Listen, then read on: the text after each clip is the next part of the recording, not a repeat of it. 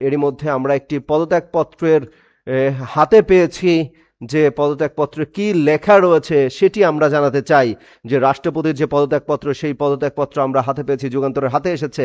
সেই পদত্যাগপত্রে কি লেখা আছে সেটা একটু আপনাদেরকে পড়ে শোনাতে চাই।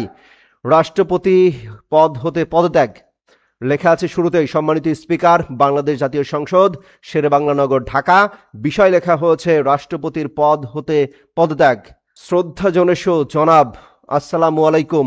আমি মোহাম্মদ শাহাবুদ্দিন গণপ্রজাতন্ত্রী বাংলাদেশের 22তম রাষ্ট্রপতি হিসেবে নির্বাচিত হয়ে 2023 সনের 24 এপ্রিল রাষ্ট্রপতি পদে প্রথম শপথ গ্রহণ করি এবং অদ্যাবধি নিষ্ঠা, সততা ও সংবিধানের প্রতি সম্পূর্ণ আনুগত্যের সঙ্গে দায়িত্ব পালন করছি।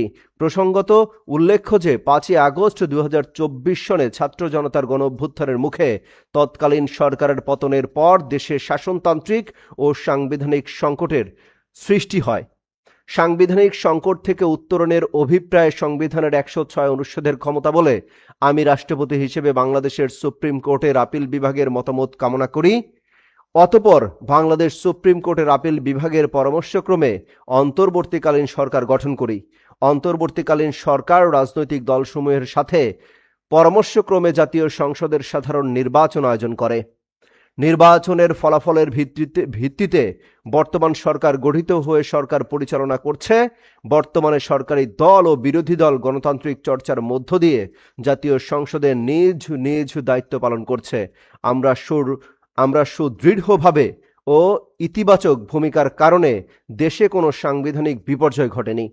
তিনি আবার বলছেন, আমি গুরুতর অসুস্থ, হৃদরোগ, উচ্চ রক্তচাপ, ডায়াবেটিস ও কিডনি জটিলতায় ভুগছি।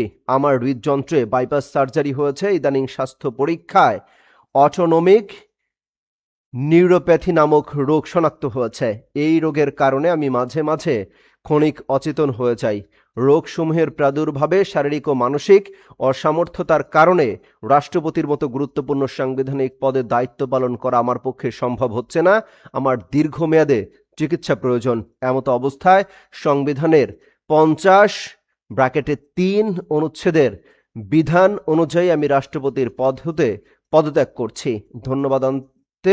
তার নাম তিনি লিখেছেন 24/7/2026 তারিখ দিয়েছেন। নিচে লেখা রয়েছে মোহাম্মদ শাহাবুদ্দিন রাষ্ট্রপতি।